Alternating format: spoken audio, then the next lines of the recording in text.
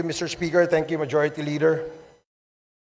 Mr. Speaker, esteemed colleagues and distinguished guests, it is my honor and privilege to stand before this august body to present the progress report of the Joint Committees on Dangerous Drugs, Public Order and Safety, Public Accounts, and Human Rights, or what is now popularly known as the Quad Committee. This report is not merely an account of our work, Mr. Speaker. It is a solemn commitment to uncovering the truth, upholding justice, and crafting meaningful legislative solutions to address the scourges of illegal drug proliferation, unlawful land acquisition by foreigners, crimes linked to Philippine offshore gaming operators or POGOs, and extrajudicial killings. The formation of the Quad Committee was inevitable. The House of Representatives, under the leadership of Speaker Martin Romualdez, recognized the complexities of these issues required a united and comprehensive approach. Thus, through House Resolution number 1880, the Quad Committee was brought to life. What began as a separate investigations by individual committees soon uncovered a web of interconnections, a Pandora's box of crimes and abuses that tested the very foundations of our institutions. One of the most alarming discoveries stemmed from a routine investigation into the 3.9 billion drug bust in San Jose Malino, Mexico, Pampanga. The probe unearthed the illicit operations of Empire 999, a company owned by foreign nationals masquerading as Filipino citizens. This led to the revelations of massive illegal land acquisitions involving hundreds of hectares of agricultural lands in direct violation of our Constitution. It further exposed suspicious ties between local government officials and foreign syndicates, pointing to corruption and systemic exploitation. Mr. Speaker, our inquiry delved deeper into the operations of these entities and uncovered an even more sinister reality. Their connections to the illegal drug trade and organized crime activities facilitated by POGOs. What was initially presented as a revenue-generating industry has instead become a breeding ground for illegal activities such as human trafficking, money laundering, investment scams, cybercrimes, and even murder.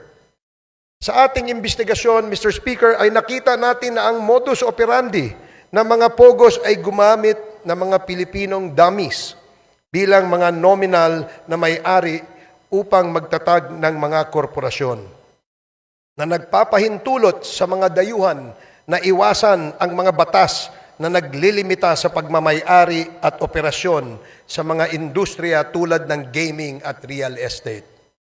Ang mga korporasyong ito ay may mga magkakaugnay na layers upang itago ang tunay na pinagmulan ng pondo at pagkakakilanlan ng mga operators na nagpapahirap sa mga otoridad na masubaybayan ang mga iligal na mga aktibidad. Mr. Speaker, ang mga POGOs na ito ay naguhugas ng pera mula sa mga krimen tulad ng human trafficking, illegal na pagsusugal, bentahan ng droga at cybercrimes sa pamamagitan ng pagpapadaan ng pondo sa mga bank account, pagbili ng ari-arian at iba pang mga instrumentong pinansyal na pinapalabas na lehitimong operasyon ng kanilang mga negosyo. Ang ganitong layering ay hindi lamang nagtatago sa iligal na pinagmulan ng pondo, kundi pinapaliit din ang binabayarang buwis at pinoprotektahan ang mga operator mula sa pagkakadiskubre. Mr. Speaker, karaniwang pinapadali ang mga scheme na ito ng mga tiwaling opisyal at empleyado ng ating gobyerno, ng ating mga regulatory agencies at mga institusyong pinansyal kapalit ng suhol na naglalagay sa peligro ng sistema ng batas at pananalapi sa ating bansa. But perhaps the most chilling revelations, Mr. Speaker, pertains to the extrajudicial killings that have scarred our nation's history. The investigations brought to light a harrowing narrative of abuse of power and institutional impunity during the Duterte administration. Witness testimonies corroborated by evidence revealed a system that incentivized the killing of suspected drug personalities, a system modeled after the so-called Davao template and replicated nationwide. Mr. Speaker, this is not merely a report of the past wrongdoings, but a call to action. The Quad Committee has responded by filing concrete legislative measures aimed at addressing the gaps in our legal framework. Number one, House Bill number 10986, classifying and penalizing extrajudicial killings as heinous crime while providing reparations for its victims. Number two, House Bill number 10987, prohibiting all forms of offshore gaming operations in the country with severe penalties for violations.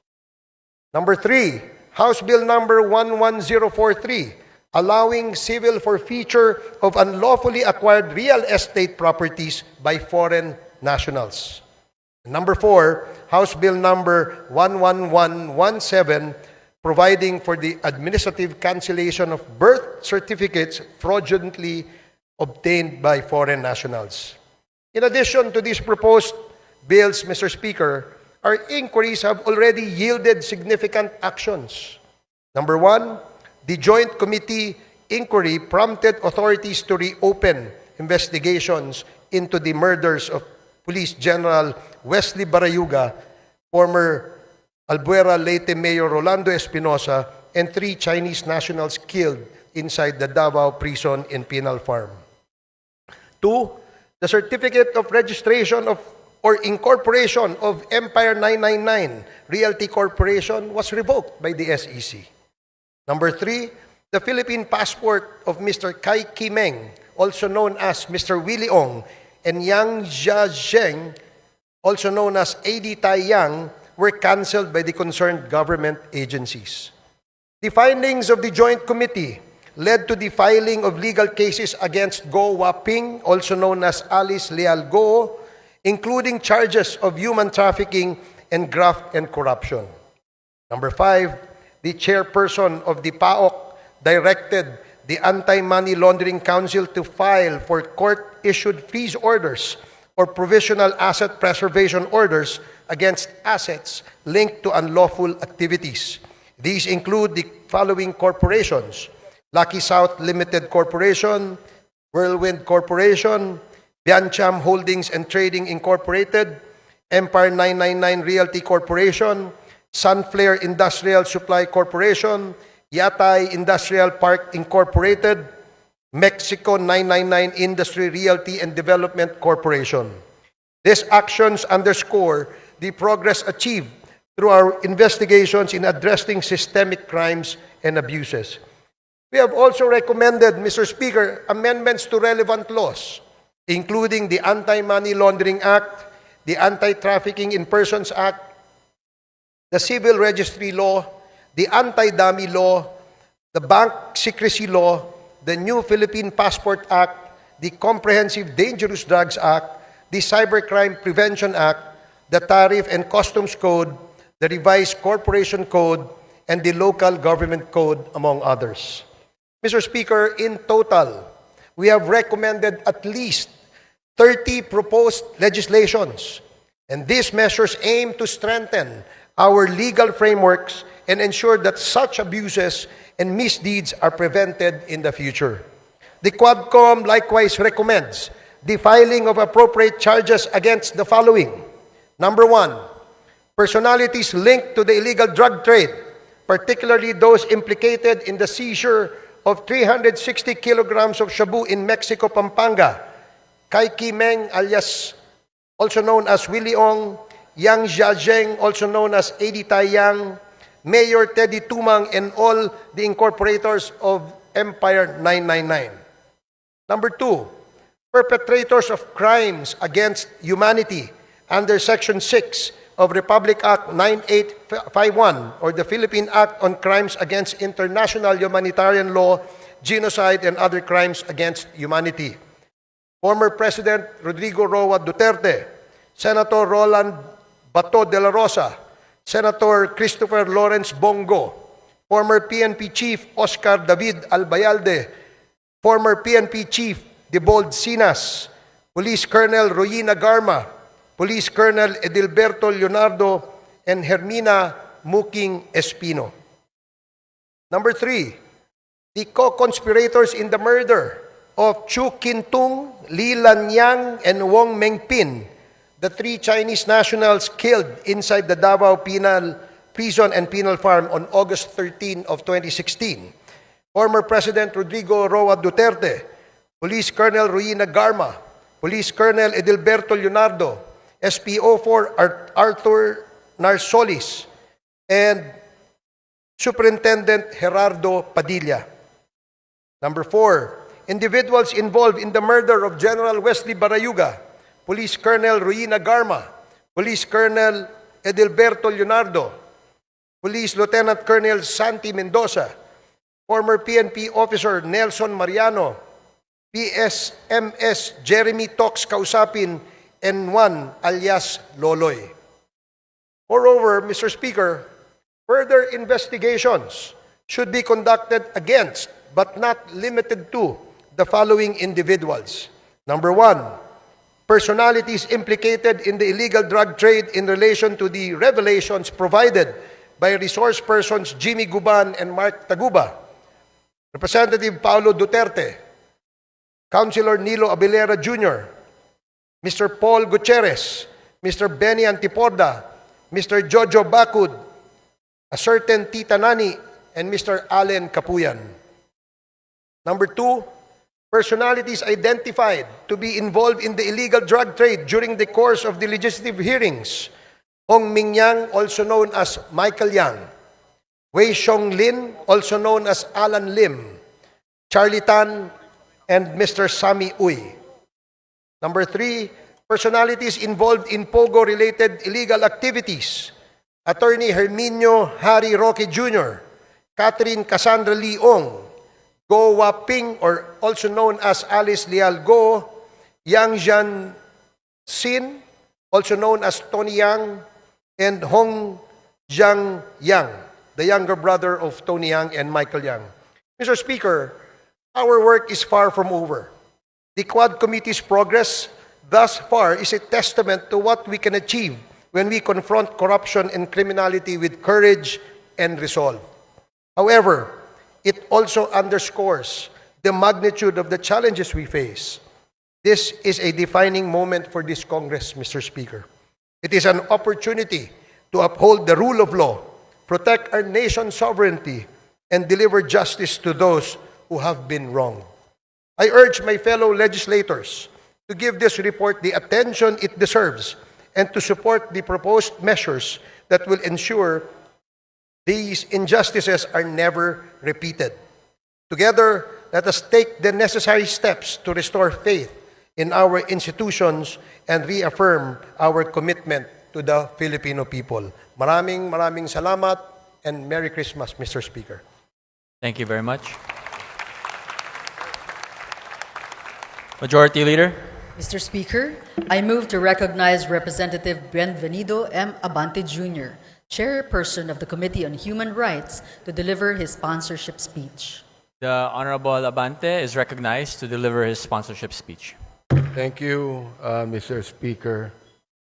Honorable Speaker and distinguished colleagues in Congress, at lahat po ng ating mga kababayan na nakikinig dito at sa ating website ngayong hapon na ito. Gusto ko lang pong sabihin unang-una, Mr. Speaker, the time of reckoning has come. Nakalagay po sa Matthew chapter 7 and verse number 2. For with what judgment ye judge, ye shall be judged. And with what measure ye meet, it shall be measured to you again. kung iniisip po natin na magagawa mo ang gusto mong gawin, na hindi mo sinusunod ang saligang batas, dahil nasa kapangyarihan ka, nais kong sabihin, Mr. Speaker, na matatapos din ang mga bagay na yan at ikaw ay hatulan ng taong bayan. Ito pong House of Representatives ay ang bahay po ng taong bayan.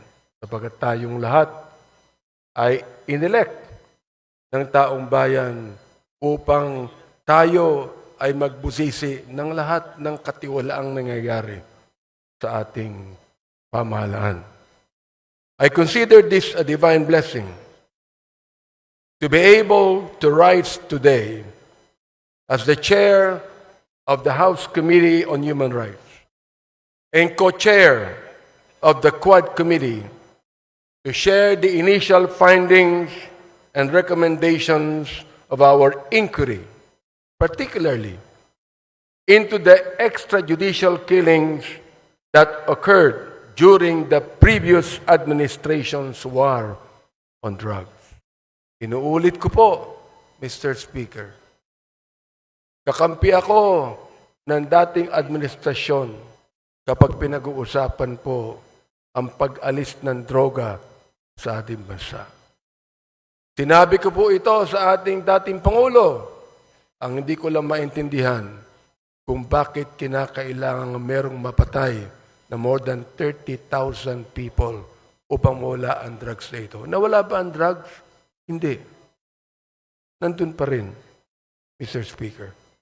Indeed, there is a season for everything and a time for every purpose under the heaven, as made clear by the Lord in chapter 3 of the book of Ecclesiastes. This is the most opportune time for the Joint Committee on Dangerous Drugs, Public Order and Safety, Public Accounts, and the Committee on Human Rights to present to you a progress report on our inquiry in aid of legislation. After 13 rigorous and thorough hearings of the so-called Quad Committee, we are confident that we have gathered substantial findings backed by competent evidence to make the requisite recommendations to this legislative body and to the appropriate government agencies for appropriate and decisive action. There was systematic violation of human rights and blatant disregard of due process. The deep probe into the extrajudicial killings, or AGKs, that occurred during the administration of former President Rodrigo Roa Duterte's war on drugs yielded a far deeper tragedy into the lives of the Filipino people rather than the protection and preservation thereof that it was heralded to accomplish. The numbers, Mr. Speaker and my dear colleagues, speak the scary truth. According to data from the Philippine National Police from July 1, 2016 to June 30 of 2022, 7,640 individuals were killed in official police operations. Of these documented deaths, 7,173 were drug pushers, 440 were drug users that should have been rehabilitated, not killed, and only 21 were drug lords. Mr. Speaker, from as far back as May 15, 2024, when my committee started digging into the EJ case, we had been presented with multiple reports indicating that there had been massive nationwide drug-related killings within the period July 2016 to June 2022.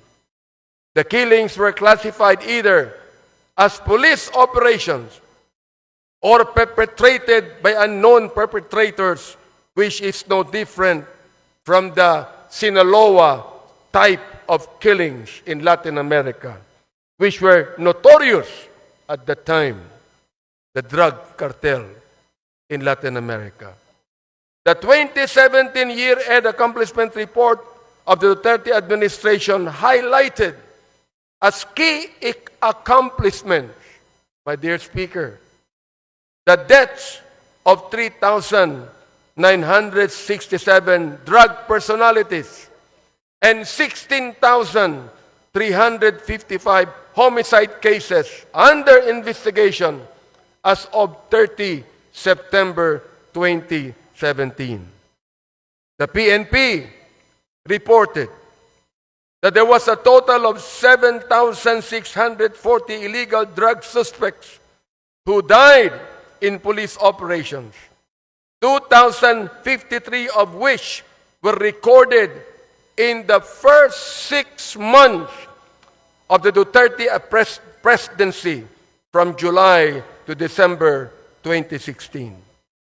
No less than the United Nations Office of the High Commissioner for Human Rights noted that there were at least 8,663 drug-related killings as of February of 2019, while academic research, the HUS project of the Third World Studies, University of the Philippines, gathered around 5,348 recorded deaths.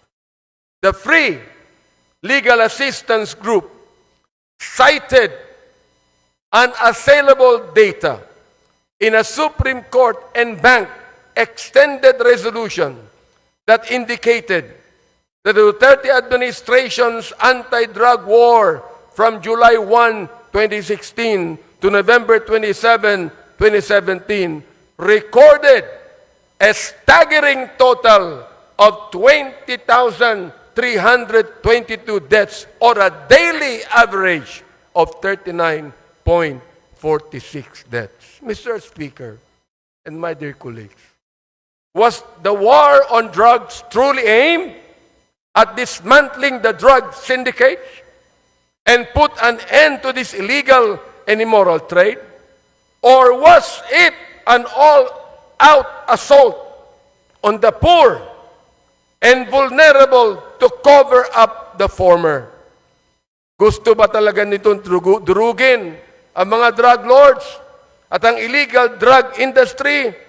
O durugin lamang ang mga mahihirap upang pagtakpan ang mga may kinalaman o kaugnayan sa problemang ito? Clearly, the war on drugs, while touted as the formidable solution to the country's drug menace, had resulted in the systematic violations of our constitutional rights to life, human dignity, and due process.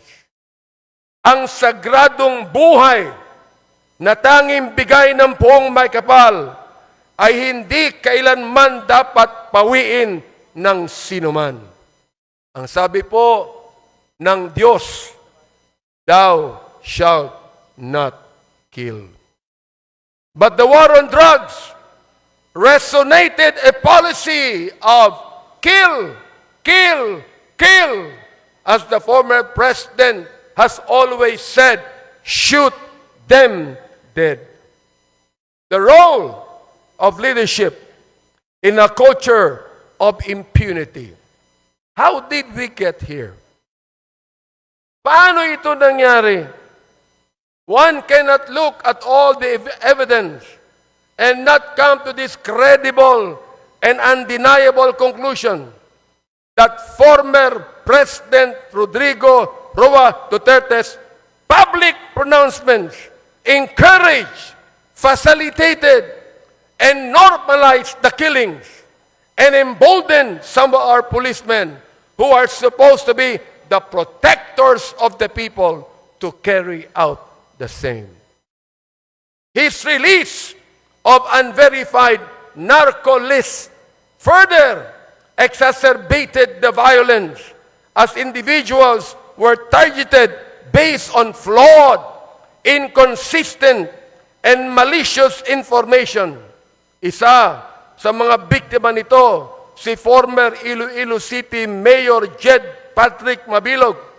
In 2014, then Mayor Mabilog was named as I quote, top 5 best and outstanding mayors in the world.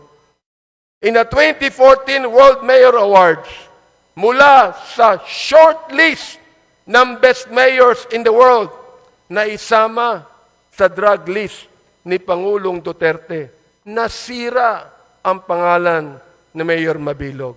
He was forced to relocate himself and his family to a foreign land, and he was threatened with death, all because of unverified, unreliable list. We discovered, Mr. Speaker and my dear colleagues, that the previous administration's war on drugs was fueled by a perverse reward system that incentivized extrajudicial killings under what we now know as the Davao model.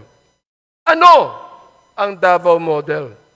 Under this system, police officers were given monetary rewards for killing drug suspects, transforming the duty of law enforcement from a system driven by justice into a system driven by bounties. Testimonies from Police Lieutenant Colonel Jovi Espinido, Police Colonel Ruyima Garma, and other officials confirm the existence of this system. Malinaw ang testimonya nila. Salapi ng sagradong buhay, Mr. Speaker.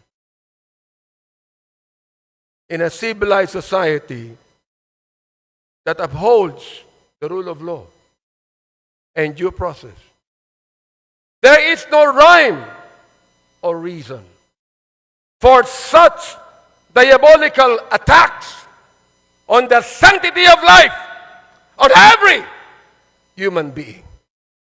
But it was President Duterte himself who provided the legal cover for those killings. The narrative of nanlaban or fought back became the legal justification for these operations, as PRRD himself encouraged officers to provoke suspects into resisting arrest, which was he admitted in one of the hearings conducted, providing legal cover for the use of lethal force. That's the reason why I even asked the question to our former president, was your policy a personal policy, or was it based upon the Constitution? There was a grand conspiracy. In the course of our hearings, we exposed disturbing cases where killings were carried out for monetary rewards or as part of orchestrated operations. First, the 3 Chinese nationals and convicted drug lords, Chu Kin-tung, Li Lanyang, and Wong Mengpin, were killed under orders for a payment of 1 million pesos per person. During our hearings, person deprived of liberty, Leopoldo Tan, testified that former President Duterte personally congratulated officials involved, saying, and I quote, "Congrats, Superintendent Padilla, job well done." Pero grabe yung ginawang dinuguan. End of quote. Alam ko, ibabas na naman ako na ma-DDS pagkatapos nito. Gusto kong makinig kayong lahat. Alamin nyo nung una ang batas. Bago nyo kami murahin, bago nyo kami latiin, alamin nyo muna ang batas. Sapagkat dito po, sa House na ito ay pinaglalaban namin hindi lamang ang katuwiran ng bawat tao, kundi ang tinatawag nating sanctity of life. Second, the assassination of Police General Wesley Barayuga, na binanggit na ng aming chairman. Witnesses testified that Barayuga was killed under instructions from police officials with a reward of 300,000 pesos given for his murder. Police Colonel Grijaldo, na kinontempo namin sa aming last Quadcom hearing. Nandito po siya ngayon. Maaari narinig niya. Ano ang ginawa niya nung siya ang Chief of Police ng Mandaluyong City? Nang general na ito ay pinatay doon sa Mandaluyong. Walang police report. Walang investigation report.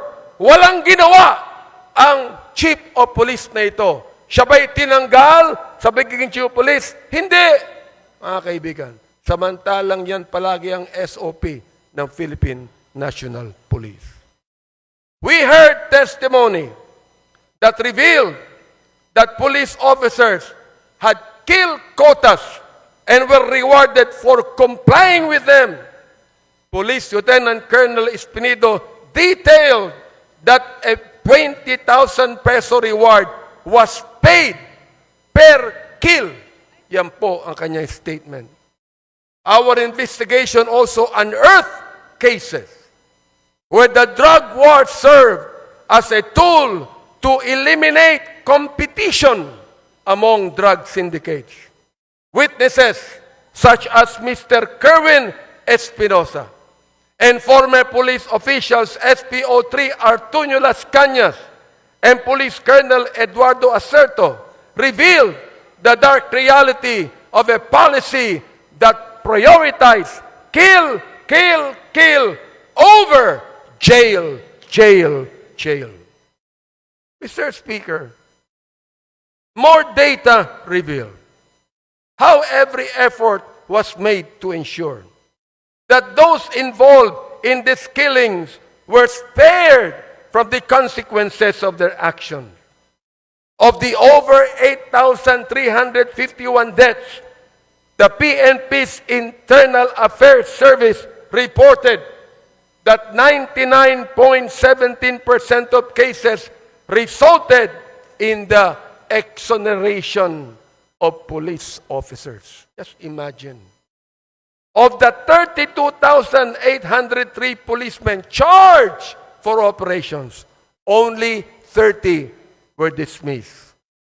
These numbers expose a justice system that failed the victims and their families. Out of all this bloodshed, ano naman ang naging impact sa paggamit ng droga?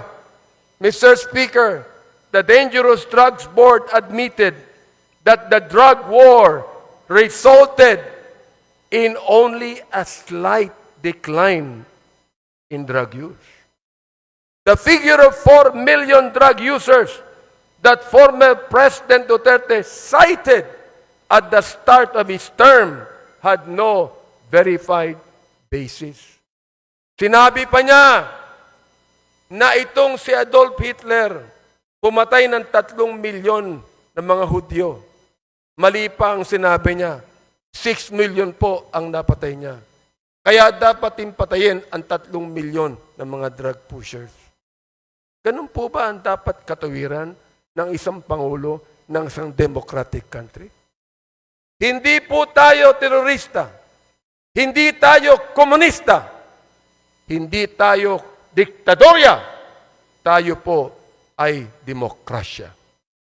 Mr. Speaker, as a result of these hearings, we filed House Bill number 10986, an act classifying and penalizing extrajudicial killings as a heinous crime, providing reparation for the victims, and strengthening the mechanism for its prevention.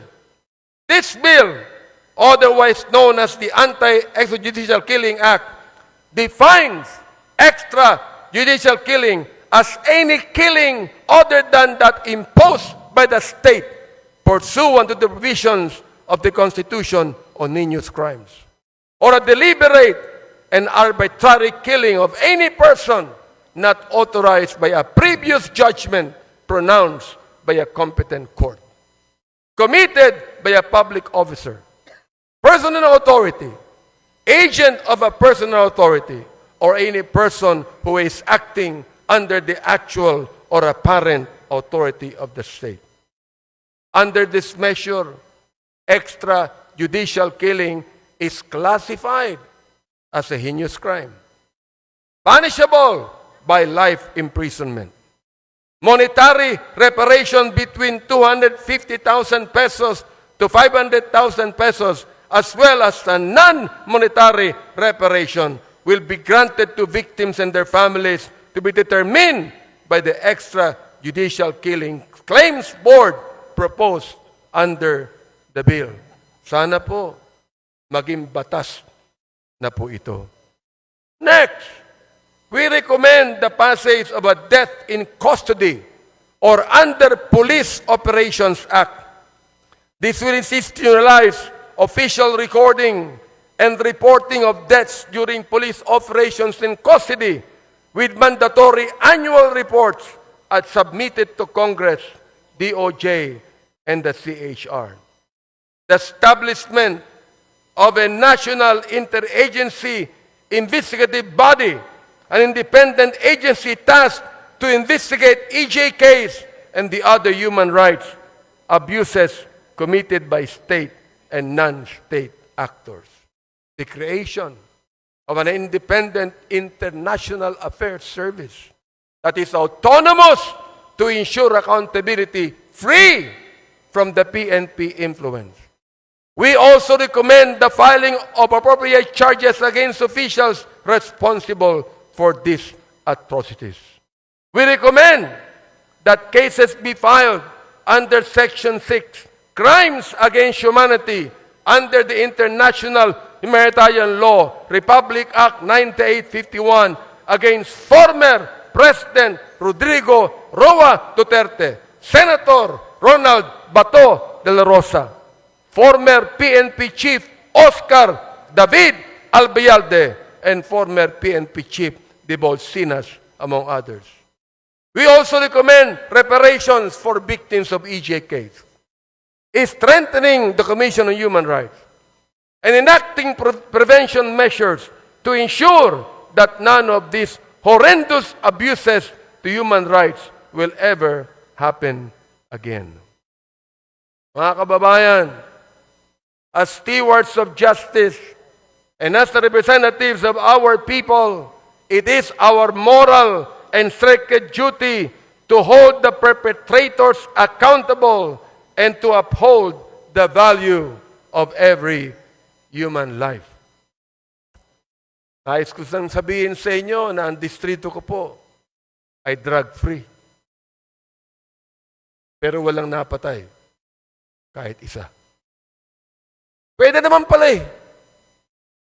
Pwede naman pala na ang isang syudad, ang isang bayan, ang isang distrito, pwedeng mawala ang drugs na hindi mo kinakailangan pumatay. Mga kaibigan, my dear speaker, my dear colleagues, I know that this is a season of giving, love, and forgiveness. And may this also be a season of healing, but never giving up on justice and truth. Maraming salamat po at maligayang Pasko sa inyong lahat.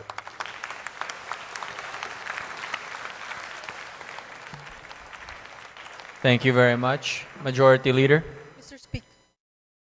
Mr. Speaker, I move to recognize Representative Dan S. Fernandez, Chairperson of the Committee on Public Order and Safety, to deliver his sponsorship speech. The Honorable Dan Fernandez is recognized to deliver his sponsorship speech. Thank you so much, Mr. Speaker. Maraming po salamat at don't worry, maikli lang po to, hindi katulad nung kay Chairman Abante na napakahaba at napaka-emotional. Mr. Speaker, distinguished colleagues and guests in the plenary hall, magandang hapon po sa ating lahat. It is my honor to present, together with my co-chairs of the Joint Committee comprising the Committee, Dangerous Drugs, Public Order and Safety, Human Rights and Public Accounts, also known as the Quadcom. This progress report outlining the facts established, evidence gathered, actions taken, and recommendations for remedial legislation concerning extrajudicial killings, illegal drugs, illegal Philippine offshore gaming operators, and anomalous transactions involving local government units in connection with these unlawful activities. To date, the Joint Committee has conducted 13 public hearings and has obtained numerous testimonies of witnesses and documentary evidence in the course of its inquiry. Mr. Speaker, the Joint Committee has identified compelling evidence that necessitates prompt and decisive legal action by the appropriate government agencies, as well as urgent legislative intervention to enact laws and policies that will effectively address these critical issues. With respect to POGOs, the Joint Committee found a discernible pattern regarding their creation and operation. It starts with foreign nationals using fake documents to acquire Filipino identities, followed by land acquisition to establish POGO facilities. The construction of several buildings worth billions of pesos, the execution of lease agreements between two corporations with interlocking ownerships, followed by the application for POGO license with the Philippine Amusement and Gaming Corporation. This was also established that criminal syndicates composed of Chinese nationals pretending to be Filipino citizens operate within the country and are responsible for various criminal activities facilitated through POGOs, including human trafficking, internet scams, and money laundering. Some of these Chinese nationals have links to the drug trade. These POGO companies include Hongsheng Gaming Technology in the Baofu compound in Bamban, where facilitated by Go Waping, also known as the former Bamban Mayor Alice Guo. Lucky South 99, situated in the Whirlwind Corporation, leased property in Porac, Pampanga, identified with Catherine Cassandra Leong and Attorney Herminio Harry Roque Jr. At kasama rin po dito si Sean Wei Technology owned by Alan Lim, also known as Wei Xiong Lim, together with his wife, Rose Nono Lin.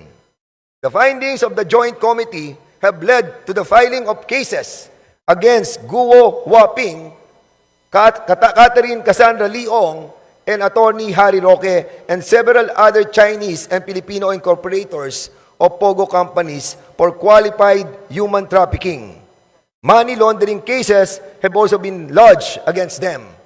Aside from Guo, Ong, and Roque, the Joint Committee recommends that criminal investigations be commenced to look into the involvement of other key personalities such as Hong Ming Yang, also known as Michael Yang, his elder brother Yang Jianxin, also known as Tony Yang, and spouses Alan Lim and Rose Nono Lin into illegal POGO activities.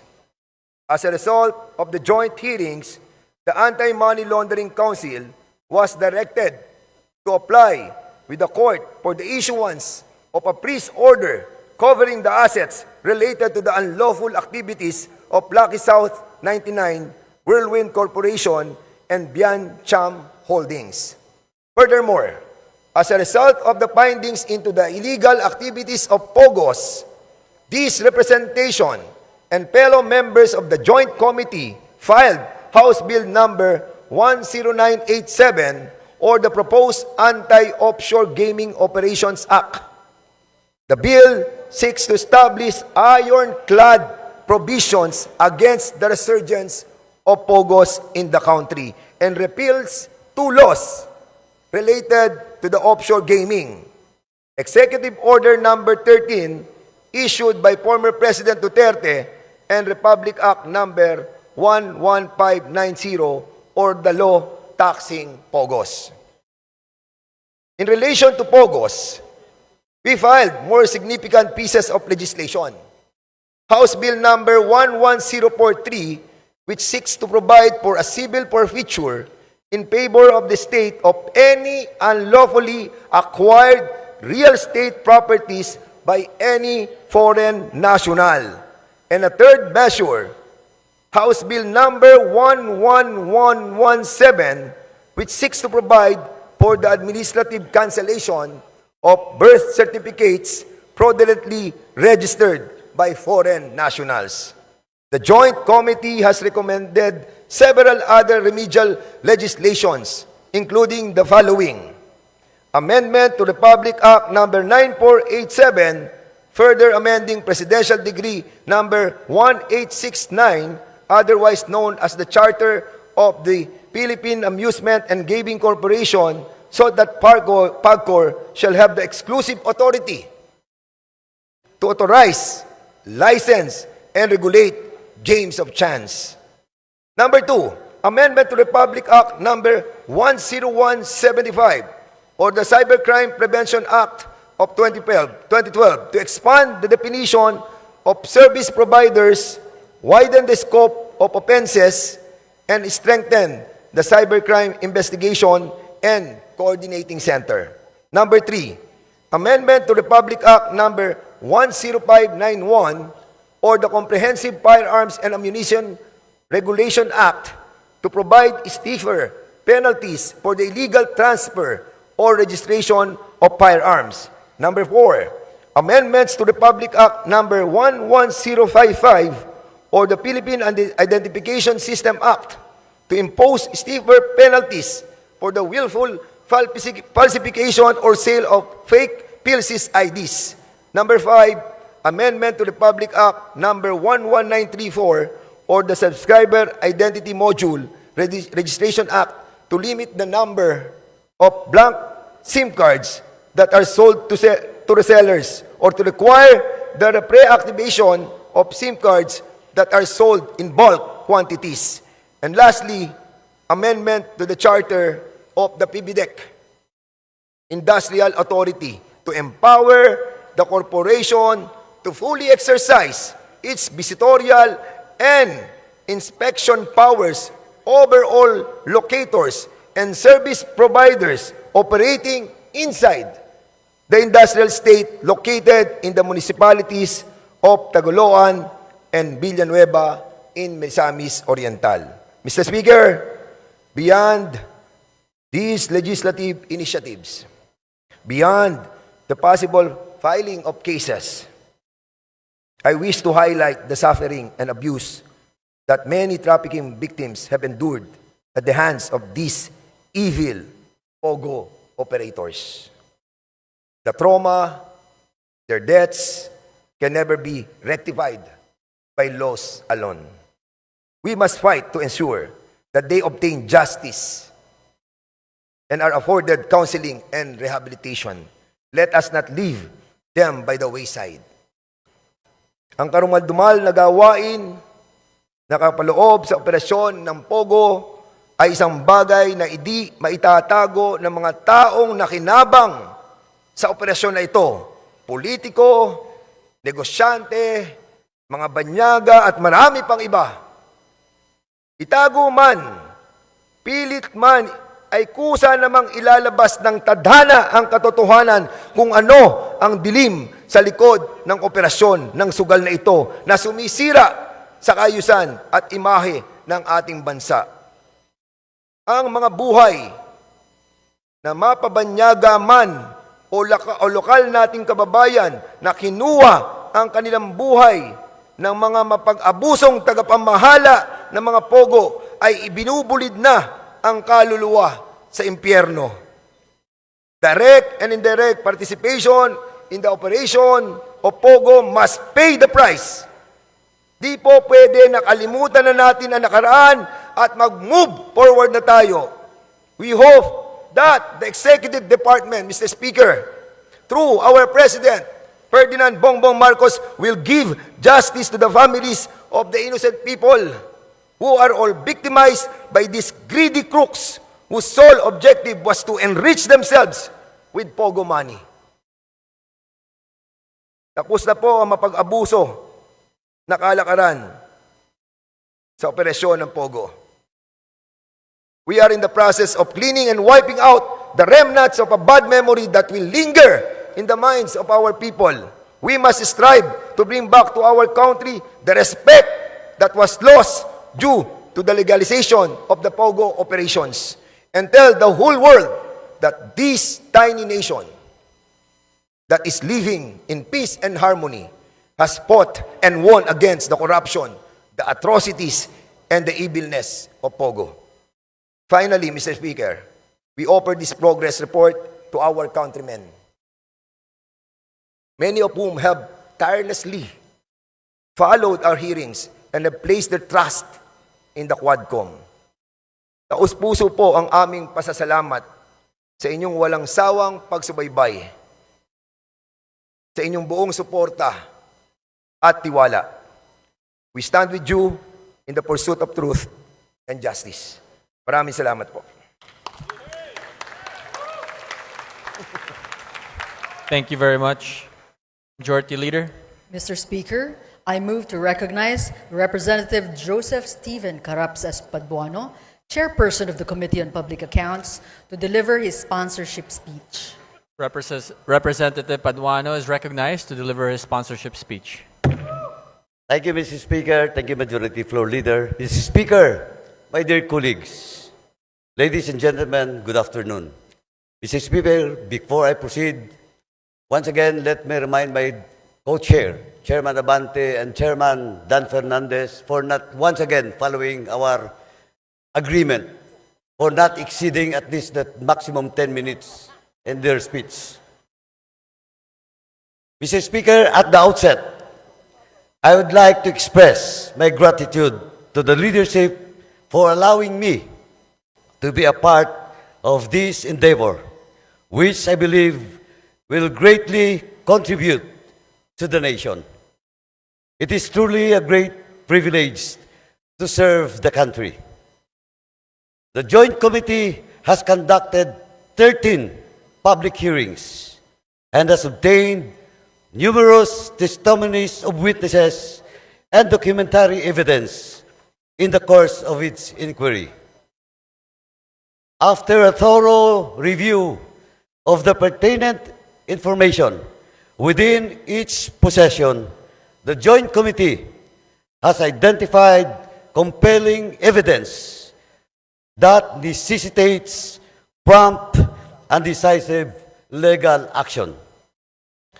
On the part of the Committee on Public Accounts, this began with this investigation into the anomalous property transactions in Mexico, Pampanga, particularly those involving former Mayor Teddy Tumang and his assistant, Mr. Roy Gomez. It is now still at large because of the contempt order coming from my committee. The name of a certain Edith Hayang surfaced, who sold land to the municipality of Mexico, Pampanga, at artificially inflated prices.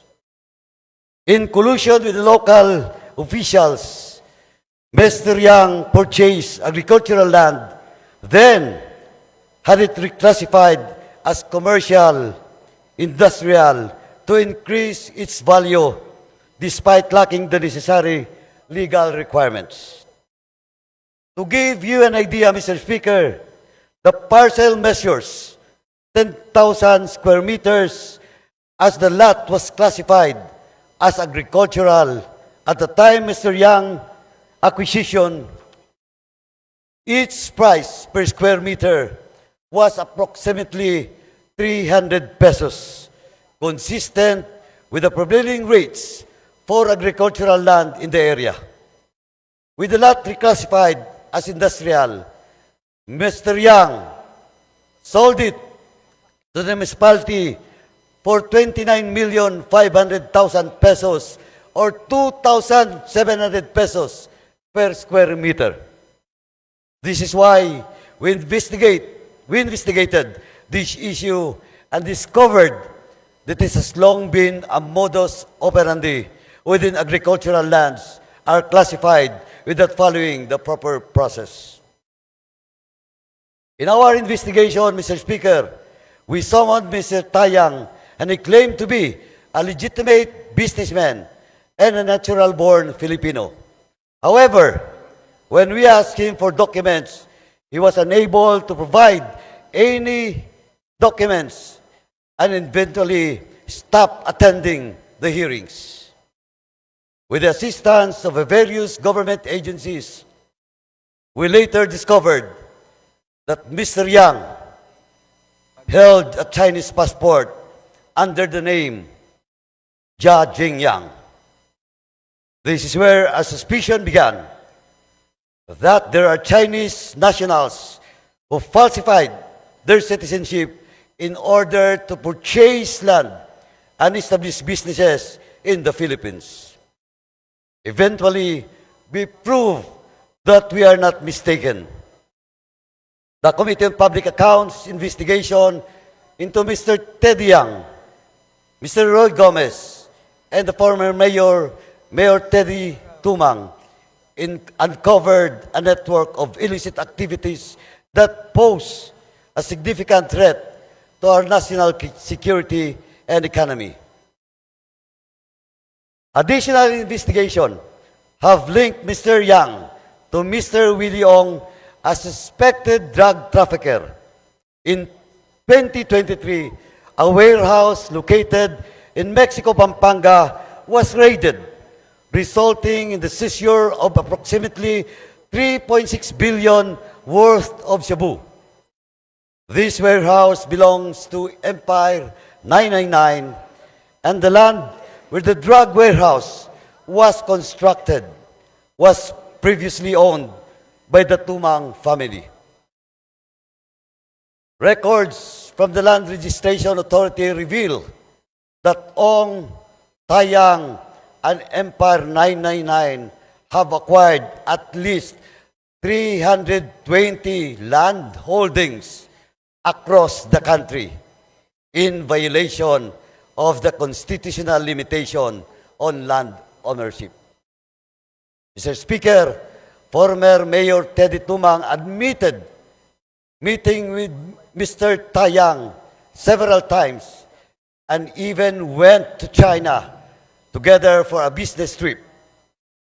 Mayor Tumang likewise admitted knowing personally suspected drug lord Kai Kiming aka Willie Ong.